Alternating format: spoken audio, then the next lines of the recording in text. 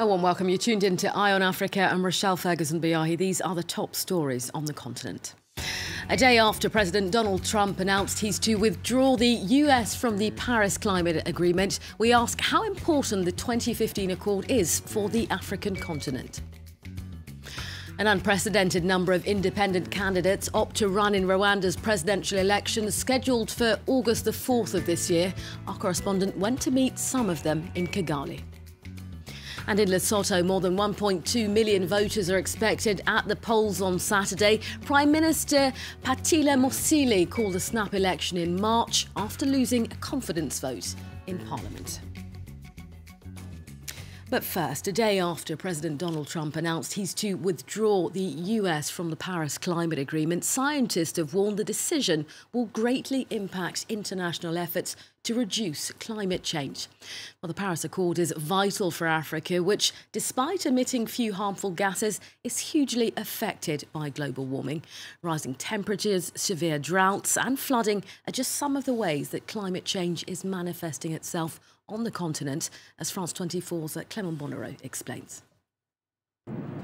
Africa emits the smallest share of global greenhouse gases, yet it is particularly vulnerable to climate change. The continent has experienced more than 2,000 natural disasters since 1970, with just under half taking place in the last decade. Already the hottest continent on Earth, Africa could see temperatures soar up to 1.5 times faster than the global average, according to the UN. This will lead to major water shortages in regions which are already under high levels of water stress. It will also make it harder for farmers to grow certain crops like wheat, rice and corn. A particularly worrying scenario, considering food insecurity is already a major issue, and that Africa's population is expected to double to more than 2 billion by 2050. The impact on the economy could be huge. Agriculture employs 2 in 3 people in sub-Saharan Africa and accounts for a third of GDP. Meanwhile, rising sea levels could directly threaten the livelihoods of millions of people across the continent. Experts predict that several African cities could be flooded by the end of the century, including Abidjan in Ivory Coast, Lagos in Nigeria and Dar es Salaam in Tanzania. The spread of diseases is also a major concern, as rising temperatures may contribute to expand the area in which mosquitoes live, increasing risks of infections in mountainous and coastal areas. Well, next, authorities in northern Cameroon say at least 11 people have been killed and dozens injured after a twin suicide bombing at a camp for people displaced by Boko Haram militants.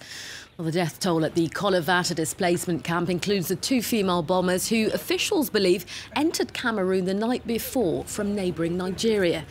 Well, northern Cameroon has seen a rise in attacks launched by the Nigeria-based Boko Haram group.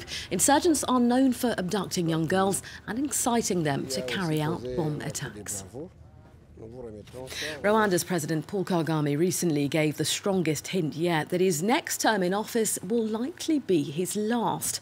Well, since then, an unprecedented number of independent candidates have joined the race for presidential elections in August. But in a country where many argue that lack of freedom of expression exists, candidates are being put through their paces. Our correspondents Tice Brook and Duncan Woodside sent us this report. Philippe Mpayimana is on the campaign trail. Today he's in Gicumbi, trying to convince citizens to support him. He needs 600 signatures nationwide. People understand well. They want to listen. Everything goes very well when I'm lucky enough not to be interrupted by local authorities. Because there are many other places where the authorities don't seem to be briefed and require complicated things. Mpayimana claims 4 of his supporters were intimidated, so they threw in the towel. But he isn't the only candidate to confront difficulties. Hotels have refused to organise press conferences for Gilbert Mwenidata because, he claims, they don't want to upset the regime. When you're independent, you have independent ideas. But there is a fear of something that is not part of the system. It comes to one very easily. Just after Diane Wigara declared her candidacy, photos of her, supposedly naked, circulated online. Fake pictures, she claims. She alleges her supporters have been intimidated. A number of them have been arbitrarily detained, and the same organs, meaning government officials and security agencies, are intimidating and blocking citizens willing to stand for me from doing so, telling them that signing for me is treasonous and plotting against the country and its current leader. According to Wigara, the pressure and arrests originate from the state. The ruling Rwanda Patriotic Front did not wish to comment on the allegations. The Electoral Commission acknowledges possible transgressions but blames ignorance on the part of local officials.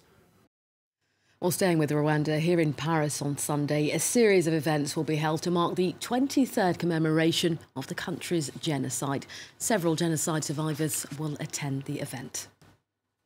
To Lesotho next, where more than 1.2 million voters are expected at the polls on Saturday. Prime Minister Patalitha Mosisili called a snap election in March after losing a confidence vote in Parliament. Well, it will be the country's third election since 2012 and tensions are high. In the meantime, life for many in Lesotho's rural areas can be tough, as Caroline Dumais and Stefan Carstens now report. The Kingdom of Lesotho is made up of mountain highlands where many of the villages can only be reached by foot. Like many, this grandmother raises her grandchildren alone. She only has this little field to live on. She feels ignored in a country where life expectancy hardly goes over 50 years old, and one needs to be 70 to have a pension. Of course we feel neglected, forgotten. Our main problem is that we can't afford to send the children to school. Then there's hunger. My family suffered from the famine last year. That's why some came to live here. Life is hard in this harsh environment where 1 out of 4 adults is HIV positive.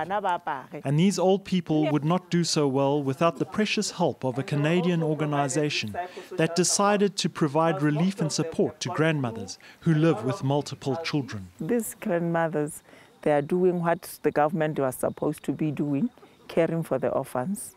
And with nothing, but they are doing a lot. So for them, motivating them, recognizing them, it helps them see their importance in life. Each group is enrolled for 2 years in education sessions on health, nutrition and agriculture. And on graduation day, the grandmothers are proud.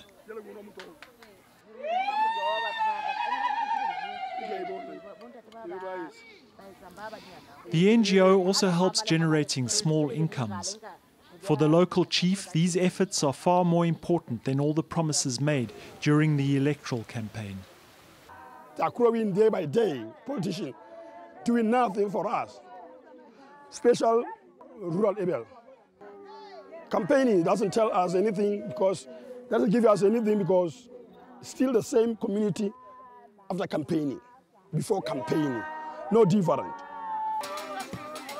Since Lesotho's independence in 1966, these grandmothers have experienced military coups and several elections. But they won't necessarily rush to the polling stations, as they say none of the candidates have promised them an earlier pension. The Iron Africa team will be back in 45 minutes' time. Up next, more international headlines.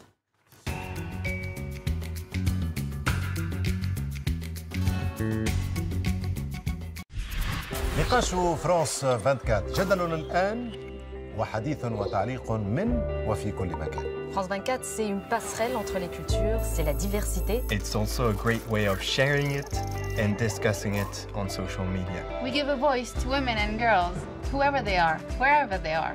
هل تعرفون باريس؟ أحقاً تعرفونها؟ تابعوا France 24 لمعرفة المزيد. Tout ce que vous avez toujours voulu savoir sur l'Europe, c'est sur notre chaîne.